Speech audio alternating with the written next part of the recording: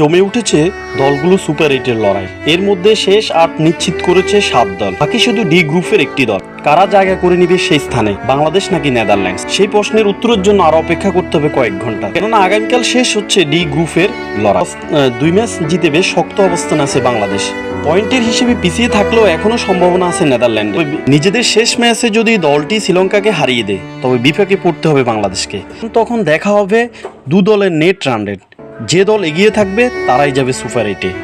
নেদারল্যান্ডের চেয়ে বাংলাদেশের দুশ্চিন্তা কিছুটা কম, কারণ নেপালকে হারাতে পারলেই সরাসরি শেষ 8 নিশ্চিত হবে বাংলাদেশ, আর হারলে পড়তে হবে সমীকরণের মার পেছে। এবার দেখে নেওয়া যাক সমীকরণটা। সমীকরণ 1 করে শ্রীলঙ্কার বিপক্ষে আগে ব্যাট করে নেদারল্যান্ডসকে করতে হবে 140 রান, আর লঙ্কানদের হারাতে হবে 53 রান।